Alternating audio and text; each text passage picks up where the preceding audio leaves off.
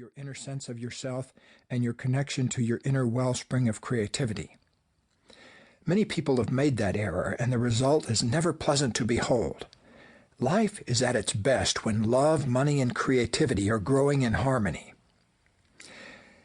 In our time together, I want to talk to you directly, just as if you were sitting across from me one-on-one. I may not know you personally, but based on my years of consulting, I believe I know a great deal about you. I imagine that you sense a huge unrealized potential in yourself, an extraordinary level of success you know you can achieve. I also imagine that you worry about falling short of achieving the ultimate success you can see, taste, and smell. If you feel that way, you're on the threshold of perhaps the greatest opportunity of your life. You're about to make a discovery that will remove the barrier between you and your ultimate success. I can make that promise to you because long before I helped other people enhance their own abundance, love, and creativity, I was my own best customer. From the moment of discovery until now, I've used the method I described to make all of my own wishes and dreams come true. Here's my moment of discovery. My original discovery happened early in my career when I was working as a research psychologist at Stanford University.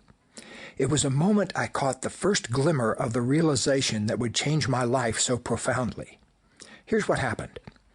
I just returned to my office from lunch with a friend of mine, and we'd spent a congenial hour talking about the projects we were working on. My work was going well, and I was happy in my relationships. I leaned back in my chair and gave myself a good stretch, letting out a sigh of relaxed satisfaction. I felt great. A few seconds later, though, I found myself worrying about my daughter Amanda, who was away from home on a summer program she had very much wanted to attend. Suddenly, a slideshow of painful images flickered through my mind. I saw a picture in my mind of Amanda sitting alone in a dorm room. Another thought flickered by of her feeling lonely and miserable away from home.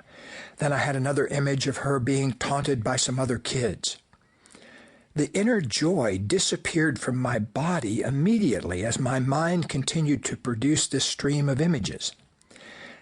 Thinking something might be wrong, I grabbed the phone and I called the dorm in the town where she was staying. I got hold of her dorm supervisor, and she told me that Amanda was fine. In fact, she said she could see out the window to where Amanda was playing soccer with some other girls. The kindly supervisor told me it was very normal for parents to worry about kids away from home. Indeed, she said I was the third parent to call that day with similar concerns. Really, I said. I was surprised. I asked her, "Why do you think that is?" She gave a wise chuckle.